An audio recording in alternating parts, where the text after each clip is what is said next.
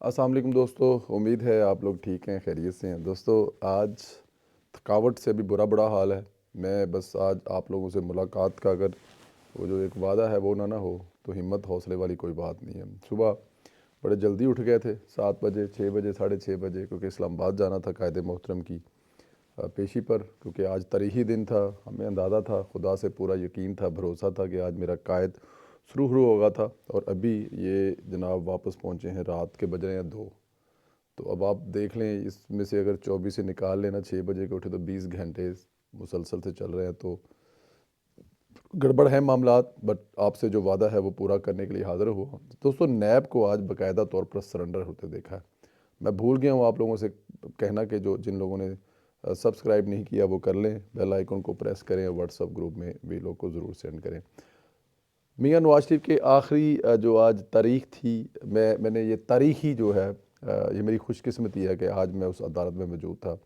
नैब से सबूत मांगे जाते रहे, वो बेबस थे। मैंने इतना बेबस कभी किसी को नहीं देखा कि नैब के वकील इतने बेबस थे कि उनके पास जो है ना वो कुछ सबूत नामी चीज़ थी ही नहीं। क्योंकि केस खुद बनाए ही नहीं थे। जेली केस तो बनाकर दिए थे और फैसले लिख कर दिए थे, और लिख कर देने वाले कोई और थे। तो वो क्या देते, या उनके पास क्या होना था? कुछ भी नहीं था उनके पास, इसमें कोई शक नहीं है। चीफ जस्टिस आमर फरूक बार बार नैब से पूछ रहे थे कि बताएं, नवाज शरीफ का अल अज़ीज़िया फैक्ट्री से क्या तल्लक है, पैसों से नवाज शरीफ का क्या तल्लक साबित करेंगे। लेकिन नैब वालों के पास स्वाए बाएं शाएं डाएं, मैं यार मतलब क्या बताऊँ आपको।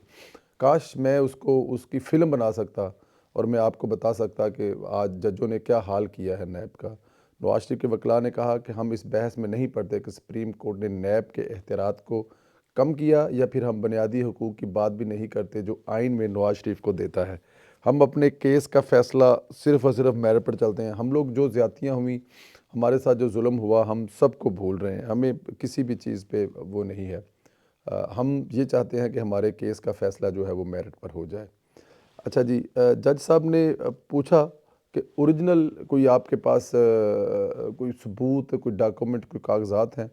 तो नैब वालों ने कहा कि हमारे पास कुछ भी नहीं है। जो हमारे पास है वो हैं फ़ोटोकॉपियाँ, नेगेटिव हैं। इसके अलावा हमारे पास किसी किस्म का कोई मवाद नहीं है। हमने कोई मवाद इकट्ठा नहीं किया। फ़ोटोकॉपियाँ और नेगेटिव तो सेकेंडरी तस्वर होती हैं, इसकी बुनियाद पर सज़ा कैसे सुनाई जा सकती है? आपको प्राइमरी मतलब पक्के सबूत जिनकी जिनकी कन्फर्मेशन हो सके वो ला कर दें, तो फिर हम आपका आपका केस सुने और आगे लेके चलें। नैब वालों ने सब कुछ जेआईटी पर डाल दिया, वाजद ज़िया पर डाल दिया, और कहा कि हमने वाजद ज़िया के मफरूज़ों पर ही रेफरेंस बनाया था।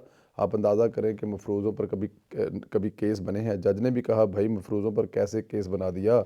मफरूज़ों पर सज़ा तो कायम नहीं रह सकती कि अगर आप किसी को सज़ा दिला भी दे एक लम्हे के लिए, ये बात।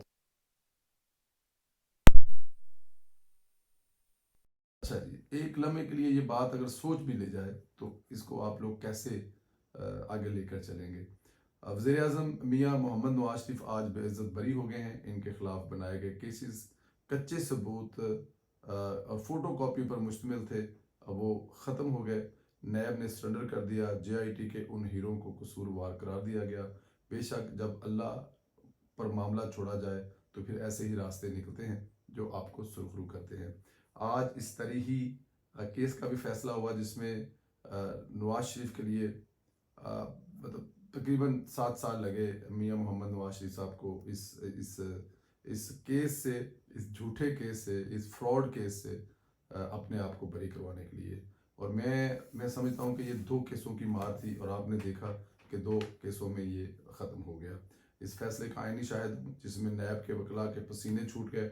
जब इनसे सबूत मांगे गए तो वो फ़ोटो कॉपियाँ पेश करने लग गए, जेआईटी के मफरूज़ों पर मुद्दा डालने लगे। आज 26 करोड़ अवाम की बरीयत हुई है। 26 करोड़ अवाम साजिशी फैसले से आज़ाद हुए हैं। आज नवाज शरीफ बाकायदा इलेक्शन लड़ने के आइनी और अखलाकी तौर पर अहल हो चुके हैं। आज से वो नई इनिंग्स का आगाज़ करेंगे और इनका रास्ता अब कोई नहीं रोक सकता। दूसरी तरफ दोस्तों, नवाज शरीफ की सज़ाएँ तो ख़त्म हो गई हैं जो एक दिन की होनी थी, लेकिन इन जेली साजिशी और मफरूज़ों पर मबनी सज़ाओं के बायस नवाज शरीफ की महबूब शरीक हयात वाला कर्बनाक दुख गम का कोई मदावा नहीं हो सकता। کیا وہ لمحے نواز شریف کو لوٹائے جا سکتے ہیں؟ شریک حیات کے آخری لمحات میں اس کے پاس نہ ہونے کا دکھ کیا نواز شریف کو واپس وہ لمحے لا کے دیے جا سکتے ہیں؟ نواز شریف وہ دکھ بھول سکتا ہے؟